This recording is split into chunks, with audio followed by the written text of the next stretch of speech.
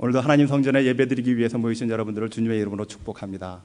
저는 한사랑교회 파송을 받은 지가 이제 3년 6개월째로 접어들고 있습니다. 저희 교회는 라크라 센터라고 하는 LA에서 약간 북쪽에 위치하고 있는 그런 교회죠. 그런 교회에서 4년째 섬기고 있는데 이번에 우리 김세아 목사님께서 여선교회 그 헌신 예배를 드리는데 목사님 와서 좀 설교를 해주세요. 그래서 제가 왔고 또 저희 김세아 목사님께서는 저희 교회에 오셔서 지금 은혜로운 말씀으로 또 함께 지금 역사하고 계시는 줄로 제가 믿습니다. 목사님께서 저하고 강단 교류하면서 설교를 같이 하자고 해서 제가 그때 계획했던 것이 제가 일부 예배 때 본문의 말씀을 생각했고 그래서 본이 되는 교회라고 하는 그런 제목으로 말씀을 드렸습니다. 근데 며칠 전에 또 다시 저한테 전화가 왔는데 목사님 죄송하지만은 여선교회 헌신 예배가 있기 때문에 여선교회를 위한 그 말씀 좀 증거해 주세요. 그래서 제가 일부 예배 때 이미 설교 원고가 다 작성이 되어 있는데 그거 버리기가 너무 아깝더라고요. 기도하면서 준비했는데 그래서 일부 예배 때 본이 되는 교회가 어떤 교회인가 그래서 데살로니가 교회에 대한 말씀을 소개를 했고요. 오늘 2부 예배 때 여선교회 헌신 예배에 맞는 그래서 창세기에 나와 있는 참 비참한 운명을 살았던 사랑받지 못했던 레아의 이야기를 여러분들에게 소개하면서 우리 여선교회 회원들이 어떤 마음으로 교회를 섬기고 하나님의 일들을 감당할까라고 하는 그런 주제를 가지고 한번 생각해 보기를 원합니다. 또 그렇다고 이제 여선교회 헌신 예배가 우리 남성들은 됐다. 이제 마음 놓고 한잠 좀 잠을 한번 청해 볼까 그렇게 생각하시는 분이 계실지 모르지만은 신앙의 원리입니다.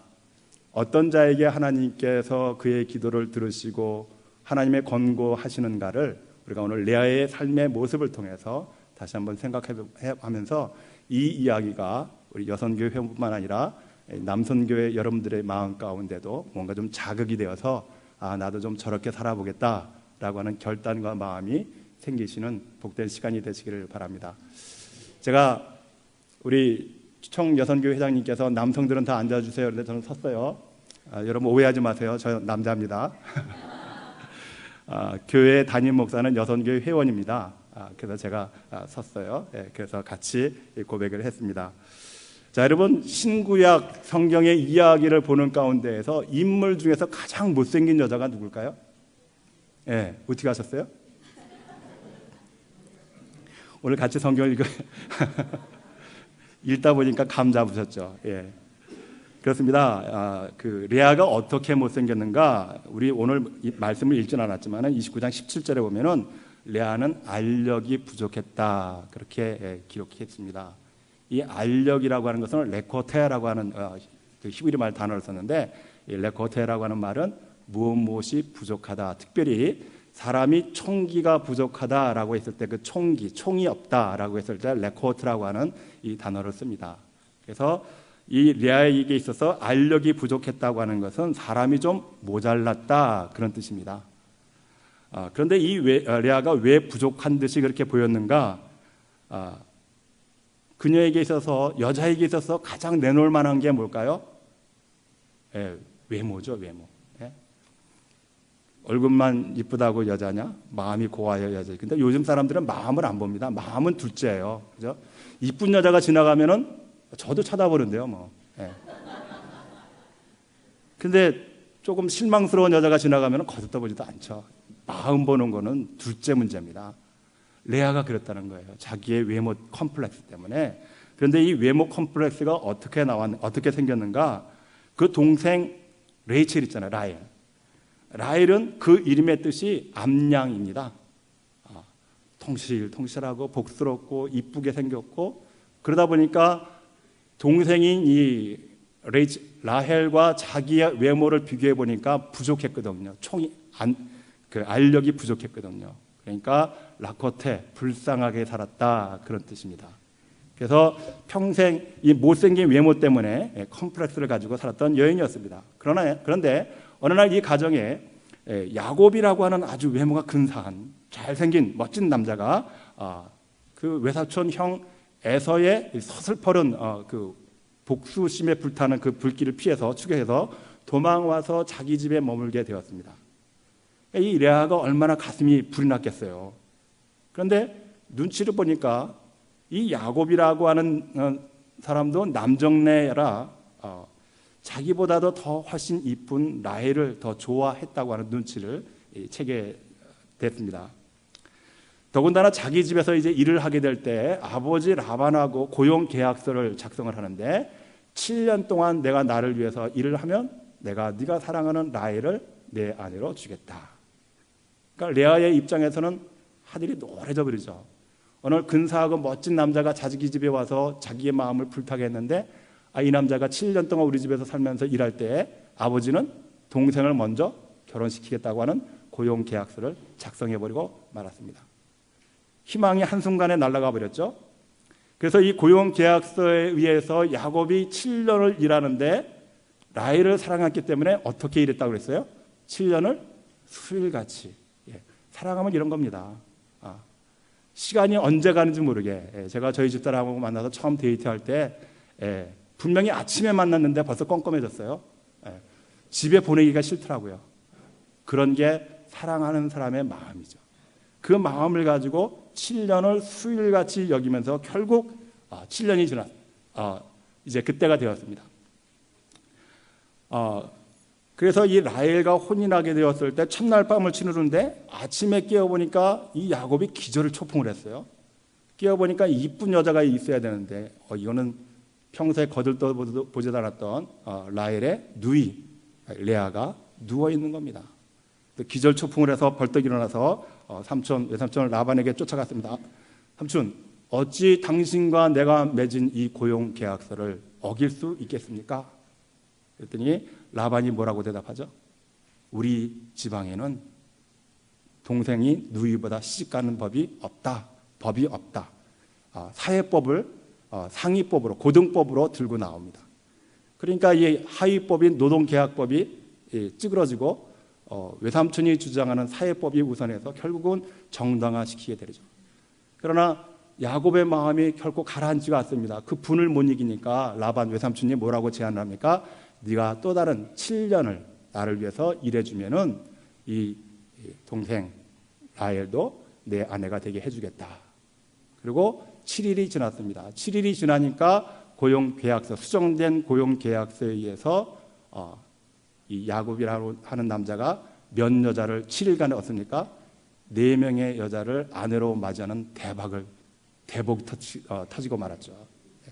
몸종 각각 한 레아의 몸종, 그다음에 라헬의 몸종. 그래서 이 4여자를 함께 얻게 되는 그러한 삶을 맞이하게 됩니다.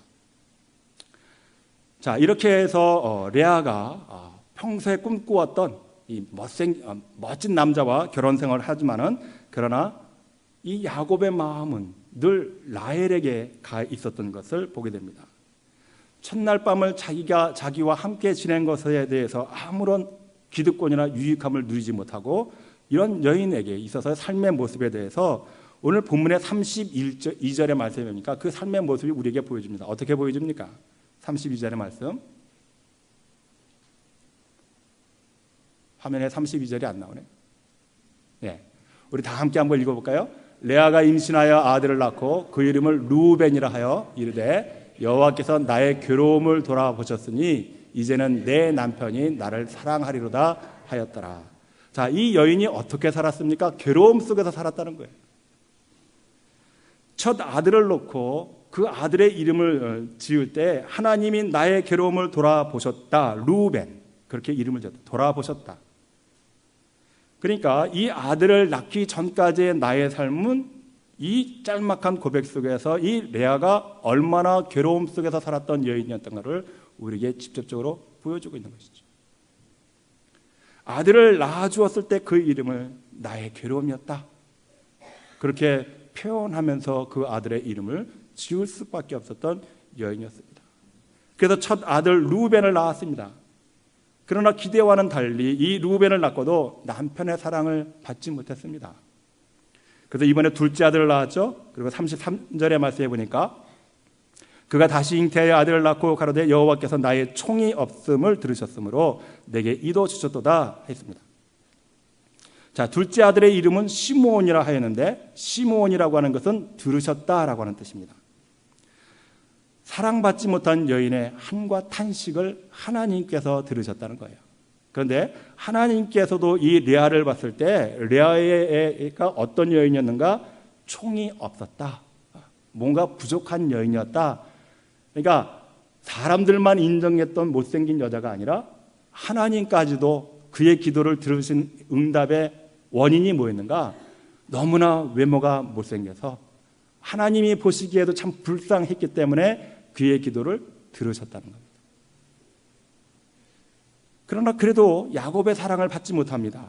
그래서 이번에 셋째 아들을 낳았죠. 34절의 말씀에 보니까 그가 또 잉태하여 아들을 낳고 가로되 내가 그에게 세 아들을 낳았으니 내 남편이 지금부터 나와 연합하리로다 하고 그 이름을 뭐라고 지었어요? 레이라 지었다. 성가대 여러분들의 찬양은 성가대의 그 원 줄기는 레위 지파입니다. 그렇죠? 레위 지파의 뜻이 뭐예요? 연합하다. 그러니까 성가대 여러분들이 아름다운 찬양을 날마다 찬양하고 하나님께 영광을 돌려야 되는 가장 큰 목적이 뭡니까? 온 성도들의 몸과 마음을 하나로 밴드하는 것, 묶어줄 수 있는 것, 찬양을 통해서 우리들의 갈라지는 마음을 하나로 만들고 하나님과 나와 멀어졌던 마음을 가깝게 하고 모든 것이 영적으로 완전케 되는 연합함을 이룰 수 있는 직분을 주신 것이 레위지파 성가대 여러분들인 것을 믿으시면서 성가대 여러분들의 자부심, 하나님께서 나를 들어서 내 목소리를 사용하실 때에 모든 사람들을 하나로 묶어주는 연합하는 사명을 나에게 주셨다. 이 사명을 가지시고 끊임없이 아름다운 찬양으로 하나님께 영광을 돌리시는 여러분들이 되시기를 바랍니다. 성가대 헌신 예배가 아닌데, 그죠? 자, 그런데 이렇게 세 아들을 낳았음에도 불구하고 이미 라헬의 미모에 빠져버린 이 야곱이 자신을 거들떠보지도 않습니다. 그럼에도 불구하고 레아의 오직 단 한 번, 내 평생 소원은 단 한 번만이라도 이 야곱의 따뜻한 사랑을 받아보는 것이었습니다. 제발 남편이 나와 연합하여서 내가 사랑을 받고 살고 싶다라고 하는 것이 이 레아의 간절한 소망이었습니다. 그런데 그 소망을 이루지 못하고 있는 것을 우리는 말씀 속에서 보게 되는 것이죠. 결국 레아는 야곱에게서 자신의 얼굴 생김새로 사랑을 받는다는 것을 불가능한 사실로 여겨지게 됐습니다. 이제까지 레아가 못난 외모로 평생 괴로운 삶을 살았는데 그리고 할 수 없었던 것 같은 결혼 생활도 했지만은 거기다가 아들 셋이라고 하는 이 황금 같은 자식을 낳아 주었음에도 불구하고 눈길 한번 제대로 받지 못했던 이 레아라고 하는 여인의 삶이 얼마나 괴로웠겠습니까? 그러나 레아는 이런 실패를 경험하면서도 더욱 성숙한 여인으로 거듭나는 모습을 우리에게 보여주고 있습니다. 그녀의 평생 그리고 결혼하면서까지도 겪는 외모 컴플렉스, 그 괴로움 속에서 이제는 자신의 소망을 사람에게서 얻고자 하는 것을 포기하고 그 소망을 누구에게 옮겨갑니까? 하나님에게로 옮겨갑니다. 괴로움 속에서 내 인생의 고난과 환난 가운데에서 하나님을 원망하고 저주해야 할 것이 우리의 도리고 우리의 이치였지만은 레아라고 하는 여인은 결코 그렇게 하지 않았습니다. 오히려 그녀가 더욱더 아름답고 성숙하게 이제는 세상에서 주는 사랑을 받기보다는 하나님께서 나를 이끌어 가시는 그 사랑과 은혜를 바라보면서 이제는 여호와 하나님만을 바라보면서 살겠다고 하는 결단이 그녀의 외모 컴플렉스, 그녀의 괴로움 속에서 정금같이 솟아난 믿음의 결과였던 것을 우리는 보게 되는 것이죠.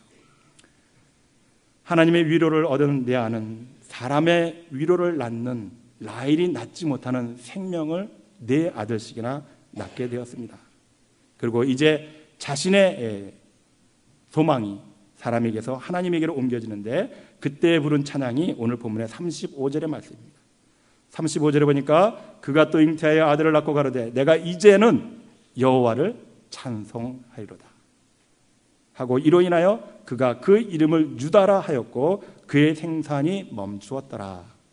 넷째를 낳고 이름을 유다라 찬송이다. 그렇게 이름을 지었습니다. 이제는 내 삶 다하여 오직 하나님 여호와만을 찬송하리로다. 그런 고백이 레아의 괴로운 인생의 삶 속에서 나타나게 된 결과였던 것이죠. 자, 이렇게 레아가 네 아들을 낳으면서 마태복음 1장에 족보가 나오죠. 그 족보 가운데에서 누구의 이름이 나오는가 보면은 마태복음 1장을 읽다 보면은 예수님의 족보가 42대까지 나옵니다. 14번씩 3번 이렇게 나오는데 1장 2절을 한번 볼까요? 자, 예수님께서 나오게 되는 배경 가운데에서 42대째가 아브라함입니다. 42대가 아브라함이 누구를 낳아요? 이삭을 낳고, 이삭이 그럼 41대가 되죠. 41대 이삭은 누구를 낳아요? 야곱을 낳고 40대가 되죠.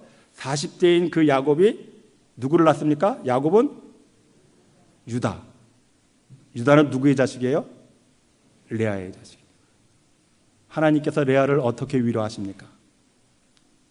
사랑했던 남편에게 사랑을 받지 못했지만, 그 남편에게 사랑받는 것이 자기 인생의 가장 목적이었지만 사랑받지 못했을 때 그 괴로움 속에서 하나님을 찾고 부르짖으며 기도할 때 하나님께서는 세상이 그 어떤 여인보다도 여인들이 누리지 못했던 가장 큰 감격의 메시아의 가문 예수 그리스도의 39대 할아버지가 누군가? 유다라는 겁니다. 레아의 아들, 넷째 아들. 이러한 영광이 그녀의 신앙의 삶 속에서 정금같이 드러나게 된 사실을 우리는 오늘 말씀을 통해서 발견할 수 있게 되는 것이죠. 슬픔과 괴로움 속에서도 우리는 레아가 어떻게 하나님을 믿는 믿음을 포기하지 않았다는 사실을 알 수 있습니까? 제가 여러분들에게 레아가 계속 기도하고 뭐 이런 신앙적으로 살았습니다 이렇게 얘기하는데 그 증거가 뭐예요? 오늘 본문의 말씀을 좀 더 자세히 살펴보겠습니다. 먼저 32절에 보면은 32절 우리 다시 한번 볼까요? 자, 다른 거 다 빼고 여호와께서 나의 괴로움을 권고하셨으니 라고 되어 있습니다. 그죠? 이 권고라고 하는 말 참 어렵습니다. 이게 무슨 말인가? 그랬더니 영어 성경을 보면은 The Lord has been seen my misery. 완벽한 과거 완료형입니다. 레아가 지금까지 있기 전까지 지금까지 하나님께서 나의 모든 것을 돌아보셨다는 것, 보고 계셨다는 거예요. 레아의 무엇을 봤습니까? 미조리, 그녀의 괴로움을 보셨다는 거예요. 권고하셨다고 하는 이야기는 레아의 괴로움, 미조리를 하나님께서 일거수인투적 그녀가 평생 안고 있었던 아픈 마음을 하나님께서는 결코 외면하지 않고 끝까지 지켜보고 계셨다는 것을 이 한 절의 말씀 속에서 우리에게 보게 되는 것이죠. 자, 그러면 하나님께서 언제 우리를 돌아보십니까? 성경의 이야기 속에서 하나님께서 우리를 언제 돌아보시죠? 우리가 하나님 앞에 나와서 우리의 괴로움과 고통을 부르짖을 때에 하나님께서는 내가 그를 반드시 만나주겠고, 그죠? 그를 보리라고 약속하셨습니다. 이스라엘 백성들이 애굽에서 노예로 살 때 어떻게 했어요? 모세를 왜 보내십니까? 모세에게 하나님께서 말씀하시는 바가 뭡니까? 내가 그 백성의 괴로움을 신원한 소리를 내가 들었고 그들이 고통과 환난 가운데 살아가고 있는 그 삶을 내가 보았다. 그렇게 기록하고 있잖아요. 그것을 보신 거예요. 레아가 어떻게 하고 있기 때문에 아픈 마음, 그 아픈 마음을 하나님의 성전에 나아가서 기도하면서 통곡하면서 탄식하는 그 부르짖음에 대해서 하나님은 결코 외면하지 않고 과거에서부터 지금 그녀가 기도하는 그 순간까지 하나님은 보고 계셨다는 것이죠. 또 한 번 더 우리가 그 레아의 믿음과 신앙의 태도에서 보면은 33절을 보면은 여호와께서 나의 총이 없음을 들으셨으므로, 자 여기서 들으셨으므로 나오죠. 하나님께서 들으셨다고 하면 누가 말하는 대상자가 있어야 되지 않겠습니까? 저와 여러분들의 하나님은 늘 언제나 들으시는 하나님이라는 사실을 믿으시는 여러분들이 되시길 바랍니다. 레아는 총이 부족했지만 인생의 괴로움 속에서 살아갔지만은 그녀가 나의 소리를 듣는 자가 누구인지를 분명히 확신 가운데 믿고 살았던 신앙의 여인이었습니다. 하나님께서 들으셨다고 하는 것은 그 여인이 끊임없이 하나님을 만나서 찾고 기도하니까 하나님께서 그 인생의 괴로움이 무엇인지 확실히 알게 되셨고 그 여인의 아픔과 괴로움을 해결하기 위해서 그의 기도를 듣고 계셨다는 것입니다. 또 한 번 성경 말씀 한 번 더 보면 34절에 보면은 내 남편이 지금부터 나와 연합하리로다. 이것이 포기하지 않는 끊임없는 여인의 기도의 목표였습니다. 남편이 나와 진정으로 연합하는 것.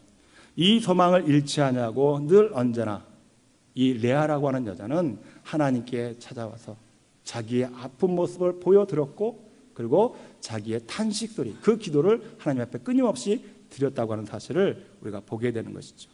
그러면서 그녀가 갖고 있었던 유일한 소망은 내 남편과 하나 되는 것이었습니다. 그럼에도 불구하고 그녀는 결국 남편의 사랑을 받지 못했을 때 그녀의 위대함이 어떻게 나옵니까? 35절에 보니까 우리 다시 한번 볼까요? 같이 짧은 구절이니까 다시 한번 큰 목소리를 같이 읽습니다. 시작. 내가 이제는 여호와를 찬송하라. 여러분의 인생의 목적이 여호와를 찬양함으로 나타나시기를 주의 이름으로 축복합니다. 이 이야기 속에서 저와 여러분들이 깨닫는 바가 무엇입니까? 레아와 오늘 이 시대를 살아가는 저와 여러분들의 신앙의 태도가 무엇이 다릅니까? 차이점이 뭐예요? 자, 여러분들의 기도 내용을 가만히 한번 보세요. 오늘 새벽 기도는 없었죠? 네. 저희는 화요일서부터 토요일까지 새벽 기도가 있는데 우리 LA 연합감리교회가 보니까 월요일서부터 금요일까지가 있더라고요. 그래서 저희가 지난번에 스텝 미팅 때 우리 교회가 좀 더 부흥하기 위해서 새해로 뭔가 도전 갖자. 그래서 월요일도 이제 새벽 기도를 만들기 시작했습니다. 그래서 2월 달서부터 월요일도 새벽 기도를 하는데 제가 제일 힘들어요. 그거 하면요. 제가 아직도 교회는 라크라 센터하고 집은 클레어몬트에서 삽니다. 라크라 센터라고 하는 동네가 얼마나 물가가 비싼지요. 도저히 자그마한 교회에서 그 담임 목사를 모실 만한 그런 재정이 되질 않습니다. 그러니까 할 수 없죠. 그 교회의 형편이 그런데. 그래서 제가 클레어몬트에 살면서 새벽에 정말 하나님 앞에 간절한 마음으로 기도하고 출발합니다. 하나님, 오늘 가는 길에 폴리스 없도록 만나지 않도록 나를 주의 길로 인도하옵소서.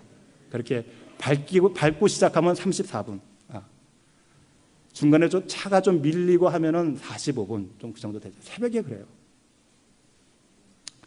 이제 월요일까지 하게 되면 제가 이제 쉬는 날이 없어지니까 참 괴롭습니다. 괴로움이 열리게 되는 것이죠.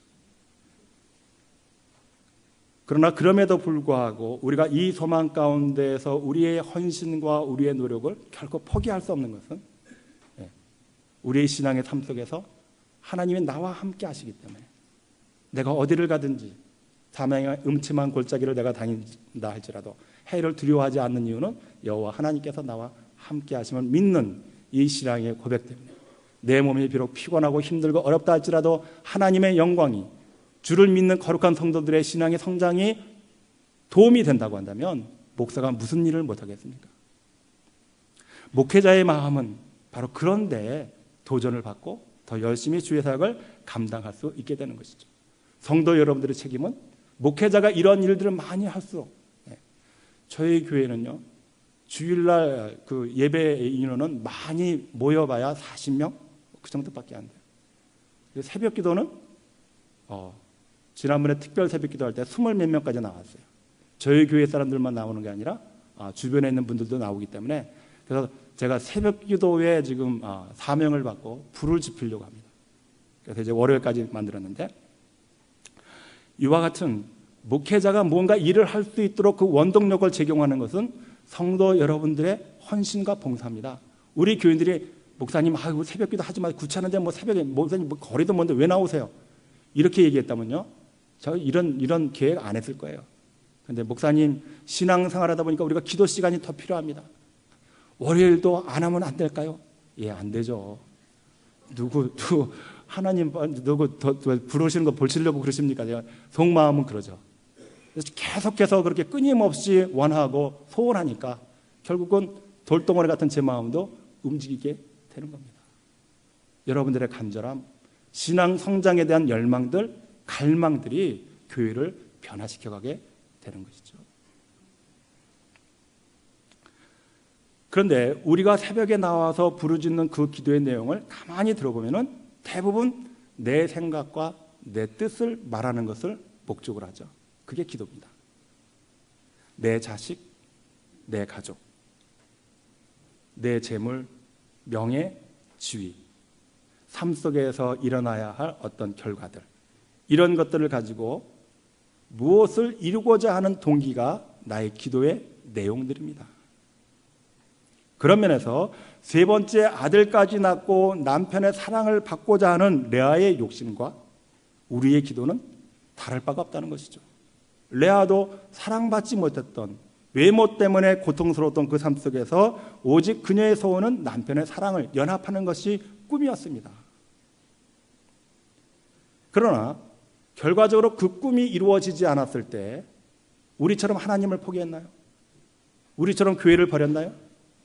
그러지 않고 레아는 오히려 자신의 세상을 포기했습니다.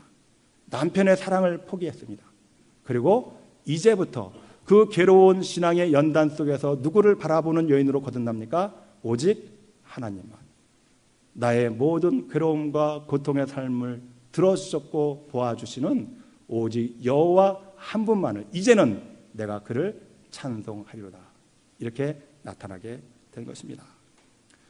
그러므로 사랑하는 성도 여러분, 우리가 날마다 드리는 기도는 나의 바람과 소원을 이루어 달라고 말하는 내용이 아닙니다. 아버지 하나님의 말씀에 순종하면서 오늘도 하나님의 거룩하신 뜻이 나같이 부족하고 연약한 인생에게 나타나게 되어서 나의 삶을 통해서 세상을 거룩하게 변화시켜 달라고 하는 기도가 우리의 기도의 내용으로 변화되어 줄로 저는 그렇게 믿습니다. 그래서 우리 한사랑교회 성도들은 이제는 자신의 문제를 가지고 기도하지 않아요. 적은 성도지만은 이제는 제 말씀의 훈련과 신앙의 삶의 목적이 무엇냐? 내 삶이 아니거든요. 하나님께서 내 삶을 통해서 다른 영혼들을 구원케 하시는 것이 하나님의 목적이고 하나님의 뜻이라고 한다면 우리는 그 기도를 우리의 기도의 내용으로 담고 그 기도를 위해서 우리가 헌신하고 노력해야 되는 것 아니겠습니까? 언제까지 저와 여러분들이 신앙생활하면서 30년 신앙생활하고 40년 신앙생활했으면서도 오늘도 내 자식이 불안하고 내 재물이 불안해서 그것 가지고 하나님 앞에 기도하면서 시간을 보내시겠습니까?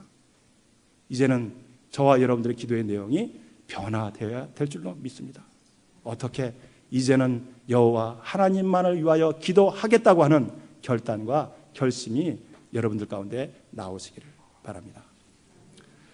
저에게는 평생 잊지 못할 두 여자가 있습니다. 처음 여자는 저를 낳아주신 어머니입니다. 저는 초등학교 2학년 때 아버지께서 저희를 버리고 도망가셨습니다. 어머니께서 그때부터 이 3남매와 모진 고생을 감당하시면서 신앙생활을 포기하지 않고 계속해서 사셨습니다. 그 당시에 제가 어린 시절에 제가 61년생이거든요. 그러니까 초등학교 2학년 때니까 뭐 67, 8년도 그때 여자가 혼대된다고 하는 것은 뭐 집안에 무슨 재산이 있거나 상속이 없는 한 고생 문이 열리기 시작하는 것이죠. 그리고 아버지가 가족을 포기하고 도망가게 된 원인이 빚 때문에 그랬거든요. 빚 때문에 도망가니까 빚쟁이들이 저희 집에 찾아와서 제가 공부하던 그 당시에 그 책상이 안진뱅이 책상이라는 게 있어요. 다리 짧은 거. 거기서 뭐 책상에서 공부하고 그러는데 거기에 빨간 딱지가 붙어 있고 서랍도 뭐 못 열게 빨간 딱지, 다 집집마다 온통 빨간 딱지로 도배된 그런 상황이었고, 그것도 모자라니까 이 빚쟁이들이 저희 외할아버지 집에 쳐들어가서, 외할아버지가 좀 잘 살았거든요. 그러니까 돈이 나올 만한 것 같으니까 맨날 쳐들어가서 거기서 데모를 합니다. 거기서 들어놓고 집에 가질 않아요, 빚쟁이들이. 그러니까 외할아버지가 화병이 생겼습니다. 그래서 결국 제가 초등학교 6학년 때 젊은 나이에 돌아가시고 말았어요. 그런 어려운 삶을 사셨던 어머니께서 이 남아있는 남편이 남겨둔 이 3남매를 양육하기 위해서 아침에 일찍, 여러분 용산 수산시장 아세요? 저희 집이 연대에 있고 신촌에 살았는데 거기에서 비린내나는 생선을 띄어다가 거기까지 신촌까지 가져와야 됩니다. 그러면 그걸 가져오셔서 동네에 다니시면서 주문한 사람들에게 이제 팔고 그런 행상을 시작합니다. 저녁 때가 되면은 집에 들어오는 것이 아니라 남의 집에 가서 남아있는 허드렛 일을 하시고, 그 다음에 저희 집에 잠깐 와서 아이들이 잘 있는지 확인하고 저를 데리고 말동무 삼아서 길동무 삼아서 가는 것이 교회였습니다. 교회 가서 날마다 철야를 하시는 거예요. 그래서 어머니가 그 철야하실 때 저는 자야 되잖아요. 그러니까 뭐 어머니 무릎을 베개 삼아서 이게 자고 있으면요 갑자기 뜨거운 물이 얼굴에 뚝뚝 떨어져요. 그래서 이게 뭔가 이렇게 보니까 어머니가 기도하고 계시는 거예요. 저는 어렸을 때부터 기도는 이렇게 뜨거운 눈물을 흘리면서 기도하는 건가 보구나 그렇게 배웠습니다. 기도할 때마다 눈물이 나와요. 어머니가 가르쳐준 신앙은 1.1도 가감없이 제 모든 것을 똑같이 닮아가게 했습니다. 눈이 잘 안 보이세요, 어머니가요. 저도 지금 시력이 굉장히 나쁜데 현대 과학의 의학 기술의 도움을 받아서 라식 수술하는 것을 제가 한 10년 된 것 같아요. 바디메오가 눈을 떴다네. 저는 그 기쁨이 뭔지 압니다. 두꺼운 안경이 코 위에 걸려가지고요. 저녁 때 되면 골이 찌근찌근 아파요. 이 눌려 있는 것 때문에. 근데 그게 벗겨지고 이게 내 마음대로 볼 수 있는 세상이 되니까요. 얼마나 기쁜지요. 성경에서 바디메오가 눈을 떴을 때 그의 기쁨이 무엇인지 저는 이해가 되더라고요. 예. 그런 혜택을 받은 사람. 어머니 눈이 워낙 나쁘세요. 그래서 성경을 읽지를 못하세요. 성경을 읽고 싶은 마음이 있는데. 그래서 제가 초등학교 들어가기 전에도 저희 어머니가 가르쳐 줍니다. 창세기 어머니가 뭐 대충 아시니까. 야, 진호야, 이거는 이런 글자란다. 그러면서 제가 떠듬떠듬 초등학교 들어갈 때 이미 한글을 띄고 들어갔습니다. 성경을 읽느라고.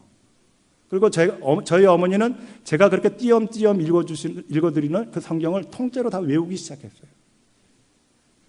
하나님의 말씀과 또 기도에 전념하는 삶을 어머니가 사셨을 때 그 아들들이 어떻게 세상을 살아가는가 여러분 이해되십니까? 어린 시절에 어머니가 그렇게 눈물을 흘리면서 기도할 때 그 기도의 내용을 가만히 어린 시절에 들었던 기도의 내용을 가만히 살펴보면 아버지 하나님 내 남편이 도망갔습니다. 그러니 남편을 대신할 새 남편을 나에게 주시오. 그런 기도 제가 못 들어봤어요. 3남매를 먹여 살려야 되는데 너무나 힘들고 괴롭습니다. 하나님 무슨 큰 돈을 벌게 해주시고 내가 하는 장사가 잘 되게 기름 부어 그런 기도 못 들어봤어요. 저희 어머니 대부분의 기도는 우리 교회가 하나님 말씀 안에서 아름답게 성장할 수 있도록 세우신 목사님에게 힘과 권능을 더하시다. 그런 이야기들. 또 친구가 그 당시에 신앙촌에 들어가는 게 유행이었거든요. 제 친구가 신앙촌에 들어갔는데 영적 구별력을 가질 수 있는 능력을 그에게 허락하여 주셔서 빨리 그곳에서 나와서 우리와 함께 아름다운 신앙생활을 같이 할 수 있도록 도와주세요. 그런 내용들입니다. 그리고 자녀들을 위해서 기도할 때는 저 자식들이 아비 없이 자란 자식이라고 욕먹지 않게 하나님께서 책임져 주시고 저 자식들의 양육을 주님 맡아주세요. 나는 능력이 없습니다. 어린 시절 매일 철야를 하면서 새벽까지 이어지는 그 어머니의 기도 소리를 들었던 제 마음 가운데는 하나님이 살아계시는구나. 저와 같이 힘들고 어려운 삶 가운데서도 하나님과 신앙을 포기하지 않냐고 교회를 위해서 목사님을 위해서 주변에 힘들고 어려운 사람들을 위해서 기도하는 이 어머니의 기도야말로 우리 신앙인들이 가져야 할 세상을 바라볼 수 있는 기도의 내용들이 되어야 되지 않을까. 저는 그렇게 보고 배웠습니다. 그래서 제가 보고 배운 그대로 우리 교인들에게 그렇게 가르칠 뿐입니다. 내 문제에 대해서 기도하지 마세요. 그것은 다 나에게 맡겨주세요. 그렇게 합니다. 그래서 저희 교회는 해마다 2015년 첫째 주가 되면 전부 다 2015년 나의 기도의 제목을 다 제게 줍니다. 당신들이 기도하지 않아요. 목사를 믿고 시시콜콜한 것까지 저한테 기도의 제목을 한가득 적어서 그걸 저에게 줍니다. 그래서 제가 그걸 가지고 제가 늘 찾아가는 곳이 데스밸리입니다. 여러분 여름에는 데스밸리가 죽음의 계곡이지만요 겨울에 들어가면 정말 아름답습니다. 그 자연 속에서 걸으면서 성도들이 제게 준 기도의 제목을 가지고 하나님께 외쳐 기도합니다. 그거면 됐죠. 여러분 더 뭘 간구하십니까? 이제는 우리 교회 성도들은 자신의 모든 문제를 목사에게 위임합니다. 그리고 교회를 위해서 또 자신들의 헌신된 삶을 어떻게 하나님 앞에 순종하면서 살까 그 노력에 대한 그런 기도를 가지고 신앙생활을 해나가고 있지요. 지금 제 어머니는 그렇다고 부귀영화를 누리고 계시지 않습니다. 아니 오히려 이제는 모든 시력을 다 잃으시고 앞이 보이시지 않습니다. 혼자서는 밖에 나가실 수도 없는 형편입니다. 시력이 워낙 나쁘시다 보니까 젊은 때서부터 길을 가다가 교통사고를 수없이 많이 당합니다. 그래서 후유증으로 골반이, 허리가 아프지 않는 곳이 없어요. 그러나 그럼에도 불구하고 지금도 포기하지 않는 것은 하나님, 내 막내 아들, 그래도 하나님께서 쓰시는 목회자로 불러주셨으니 부끄러움 당하지 않는 목회자가 되게 도와달라고 하는 그 기도는 지금도 끊이지 않는 것을 제가 확신합니다. 제가 어머니께 전화하면은 나에게 전화하지 마세요. 목사가 부모 찾아서 전화드리는 거 시간 낭비입니다. 그렇게 말씀하십니다.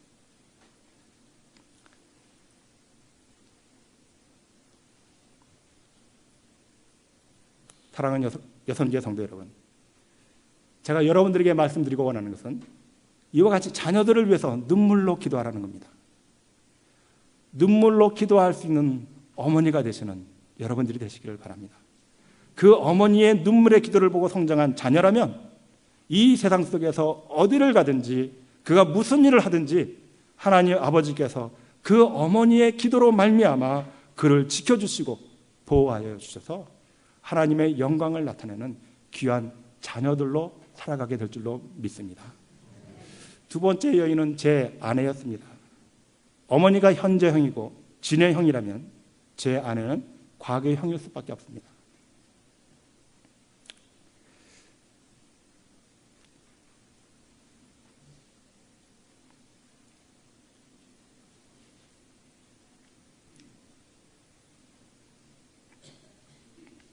왜냐하면 제 아내를 하나님께서 작년 8월에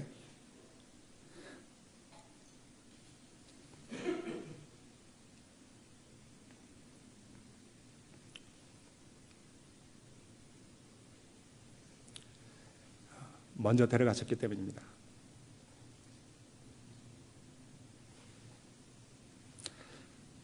제가 아내 얘기만 나오면 이렇게 눈물이 나올 수밖에 없어요.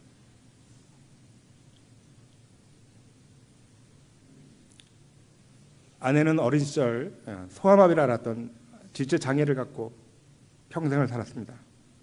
그리고 28에 저를 만나서 31에 저와 결혼을 했습니다. 목회자의 아내로서 살면서 자신이 갖고 있는 핸디캡을 다른 사람들에게 보여주기 싫어서 열심히 얼마나 노력하면서 살았는지 모릅니다.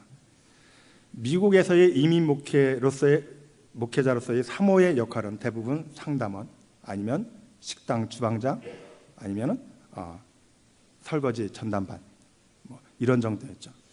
그런데 그럼에도 불구하고 아내는 불편한 몸임에도 불구하고 그런 일들을 다 마다하지 않았습니다. 그런데 저는 이상하게 연합감리교회 안에서 사례비도 받지 못하는 거의 그런 수준의 교회에 파송되곤 했습니다. 교회가 조금만 부흥하려고 하면은 연회에서는 또 다른 곳으로 가라고 해서 가보면 문제가 많은 교회들, 깨지기 일보 직전에 있는 문 닫으려고 하는 그런 교회들만 제가 지난 10여 년 동안을 파송을 받았습니다.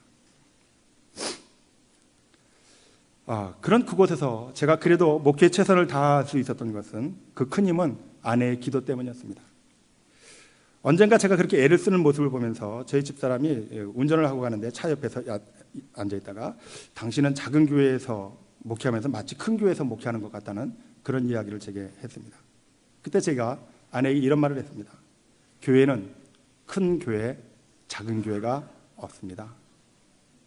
하나님께서 계시는 것이 교회고 그리스도 예수를 나의 주로 고백하는 사람들이 모이는 것이 교회입니다. 그것이 크다고 하면 건물이 클 뿐이지 교회가 큰 것은 아닙니다. 그러니 우리가 가는 어디든지 하나님이 계시고 성도들이 있다고 한다면 얼마나 많이 모이는가에 상관하지 않냐고 그것에 하나님이 계심을 바라보면서 우리의 사명을 다할 뿐입니다. 저는 그렇게 아내에게 말을 해주었습니다. 제가 그냥 이 작은 교회에서 늘 고생하는 아내에게 위로의 말로 던져준 이 말이 제 아내는 그 말을 평생 마음에 담고 작은 교회, 큰 교회 없음을 깨닫고 그때부터 어디를 가든지 저를 도와서 자신이 갖고 있었던 핸디캡에도 불구하고 열심히 최선을 다해서 저를 도왔던 것들을 제가 기억하게 됩니다. 그런 아내가 제 곁을 떠났습니다. 마음이 아프고 괴롭습니다. 현실 속에서는 분명히 큰 교회가 있고 분명히 작은 교회가 있음에도 불구하고 기죽지 않게 하기 위해서 그저 무심히 한 말을 갖고 평생 그 말만을 믿고 작은 교회에서 고생하면서 떠나면서 그래도 그녀의 마음 가운데, 제 아내의 마음 가운데는 그래도 우리 목사가 신실하니까 하나님께서 반드시 섬기는 교회를 부흥케 하실 것이라고 하는 믿음만 바라보다가 그 꿈을 이루지 못한 채 떠나보낸 것 같아서, 그래서 제 마음이 아픈 겁니다. 제 아내가 9년 전에 나이 47에 유방암이 발견되어서 치료를 받았습니다. 치료를 받던 중에 잘 회복되는 것 같더니 암이 온몸이 전이되어서 갑자기 지난 8월에 세상을 떠나고 말았습니다. 그녀가 그렇게 세상을 떠나기 전에 거의 2년 동안을 자신의 죽음 마치 예견이라 하고 있었던 것처럼 그녀는 일기장 속에서 자기와 하나님과의 관계를 하나씩 둘씩 정리해가기 시작했습니다. 자신의 죽음이 눈앞에 있음에도 불구하고 그녀는 남편이 섬기는 교회가 반드시 부흥하고 성장할 것이라고 하는 확신을 갖고 있었습니다. 그럼에도 불구하고 그녀는 하나님, 제가 그런 남편과 성도님과 함께하지 못한다 할지라도 반드시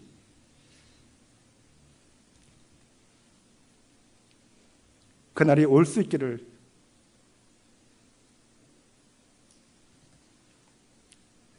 도와달라고 그렇게 기록되어 있었습니다. 아내를 잃고 모든 것이 허망했습니다. 무기력했죠. 그러나 아내가 남겨놓은 그 일, 그 기도를 이루기 위해서 저는 다시 용기와 힘을 낼 수 있었습니다. 아내는 제 삶 속에서 분명히 과거형의 여인이었습니다. 그러나 그녀의 기도는 저는 오늘 움직이게 하는 현재형이고, 내일도 하나님의 일을 온전케 감당케 하는 미래형이 될 것입니다. 사랑하는 여성교회 성도 여러분, 남편을 위해서 기도하시는 아내들이 되시기를 바랍니다. 내 남편이 비록 못난 남편이지만 내 남편이 세상에서 가장 최고인 줄 믿으시고 잘 될 것이라고 하는 소망을 갖고 기도하시는 여러분들이 되시기를 바랍니다. 남편에게 있어서 아내의 성경적인 역할은 돕는 배필입니다. 그런데 우리 성도들은 이 돕는 배필에 대한 많은 오해를 갖고 있습니다. 이 돕는다라고 해서 헬퍼, 영어 성경에도 분명히 헬퍼라고 기록되어 있어요. 그 정도의 의미로만 우리가 이해합니다. 그러나 하나님 아버지께서 천지를 창조하신 그때 그 말씀에, 그 성경에는 분명히 히브리서 성경 원어에는 돕는 배필을 에셀 케네그도라고 하는 단어를 사용했습니다. 에셀, 여러분 무슨 말인지 기억 안 나세요? 에셀이 어떤 말인가를 여러분께 돕기 위해서 시편 121편 1절을 보겠습니다. 시편 122편 1절. 내가 산을 향하여 눈을 돌리라. 나의 도움 아셀, 그죠? 나의 도움이 아셀이에요. 돕다, 돕는. 아셀이 어디서 올고? 2절에 뭐라고 대답합니까? 나의 도움 아셀이 천지를 지으신 여호와에게로서. 아셀 케네그도라고 하는 이 말은 돕는 배필 아셀, 저 아셀이에요. 누구의 도움? 여호와의 도움. 여호와의 도움이 누구를 통해서 남편을 도와요? 여성을 통해, 아내를 통해서. 그러니까 이 돕는다고 할 때에 그냥 우리가 2차적인 남편보다 조금 부족한 듯 못난 듯해서 남편을 돕는 그 정도의 개념이 아니라는 거예요. 하나님과 동등한 입장에서, 그죠? 아셀이 남성형 하나님을 상징하고 있다고 한다면 에셀은 히브리 말로 여성입니다. 하나님과 똑같은 동등한 위치에서 남편을 돕기 위해서 구원자로서의 하나님이 허락하신 분이 여성, 아내, 여러분들이에요. 그러니까 여러분들의 사명과 여러분들이 해야 할 일은 뭡니까? 하나님의 말씀이, 그 창조의 원리 질서가 내 삶 속에 임하기 위해서 날마다 말씀을 묵상하고 눈물로 기도할 수 있는 어머니, 아내가 되어야 되는 것이 오늘 신앙인들 속에서 회복되어야 될 올바른 여성상이라고 하는 것을 믿으시는 여러분들 되시길 바랍니다. 이 일에 소홀하니까, 이 일에 많은 오해를 가지고 나는 그저 여자 돕는 자 정도니까, 그렇게 생활하고 신앙생활하니까 우리의 가정이 쪼개지고 깨어지는 것 아닙니까? 남편을 바라볼 때 그저 그냥 그런 정도 남자, 있으면 괜찮고 없으면 허전하니까 그 정도만 생각하는 여자이니까 가정이 힘이 없죠. 행복이 없죠. 하나님께서 이 여성을 창조하셔서 남자에게 주었을 때 돕는다라고 하는 것은 하나님과 똑같은 구원자의 능력을 이 여성들에게 허락해 주신 겁니다. 그러므로 사랑하는 성도 여러분, 여러분들이 남편의 구원자입니다. 이 말은 여러분들이 남편을 버리면은 남편은 저주받는 인생이 되어버린다는 거예요. 하나님과 남편의 관계가 끊어지기 때문에. 그러므로 남성 여러분, 여러분들의 구원자 되시는 아내를 무시하거나 박대하지 마세요. 복이 끊어집니다. 그죠? 내 아내가 기도하는 사람이고 날마다 하나님의 말씀을 묵상하는 여자라면 아내의 말씀을 하나님 말씀처럼 여기면서 살아가시는 여러분들이 되시기를 바랍니다. 그래야 창조 원리 질서에 에덴에서의 가정의 역할이 비로소 회복되어지는 거예요. 이것을 감당하지 못하니까 오늘 우리 시대 속에서 많은 가정들이, 무수한 가정들이 깨어져 나가지 않습니까? 여성 여러분들은 그 사명을 잘 감당하시기를 바라고, 하나님 아버지께서 이 세상의 사역 가운데서 가장 어렵고 힘들고 괴로운 사역이 무엇인가? 바로 여성입니다. 왜 그렇습니까? 죄를 범하고 에덴 동산을 떠나는 여성 하와에게 하나님께서 이렇게 말씀하십니다. 내게 잉태하는 고통을 크게 더하리라. 자녀로 말미암아 평생 고통을 당한다는 의미입니다. 그리고 또 한마디 더 하시죠. 남편은 너를 다스릴 것이니라. 창조의 원래의 질서는 여성 때문에 남성이 살아가게 되어 있는데 이제는 남성이 여자를 지배한다는 거예요. 그 이유는 죄의 유혹에 대해서 여성이 너무나 쉽게 넘어갈 확률이 더 많기 때문이라는 것이죠. 그러나 원래 창조의 의도는, 하나님의 의도는 돕는 배필이라고 하는 것은 남편의 구원자로서 도움을 주기 위한 여성으로 창조하셨다는 겁니다. 우리 여성교회 모든 회원들이 이 창조의 원리의 질서를 다시 회복하는 능력자로, 사명자로 나타나시기를 주 이름으로 축복합니다. 그러니까 성전에 모여서 기도하고 말씀 공부하는 일에 전념할 수 있는 그런 믿음의 신앙의 모습을 우리가 새롭게 보여야 되지 않겠습니까? 2015년 제가 우리 LA 한인연합감리교회를 생각할 때마다 이 미주 본토의 장자교회, 가장 먼저 세워진 교회, 그러면서 기도합니다. 그때 여러분들이 세상에 보여야 할 본이 무엇입니까? 제가 오늘 데살로니가전서 1장 2절에서 5절의 말씀 보면은 데살로니가 교회는 믿음의 역사가 일어난 교회입니다. 사도 바울이 믿음, 소망, 사랑을 이야기하죠. 이 믿음이 어떻게 역사되어지는가? 믿음의 역사를 이야기하고요. 사랑의 끝없는 수고를 이야기합니다. 사랑은 수고가 있어야 돼요. 수고가 없는 사랑은 사랑이 아닙니다. 사랑은 수고가 나타나고 소망은 인내 가운데 이루어지는 겁니다. 이 믿음과 소망, 사랑이 이 미주 본토의 대표성을 갖고 있는 우리 LA 연합감리교회 모든 여성교원들뿐만 아니라 모든 성도님들이 이 일을 위해서 세우신 담임 목사를 잘 섬기시면서 행복한 교회, 행복한 가정, 행복한 여성교회, 아름다운 이 LA 한인연합감리교회를 더욱더 든든하게 세워가시는 여러분들이 되시기를 주 이름으로 간절히 축복합니다. 기도하시겠습니다.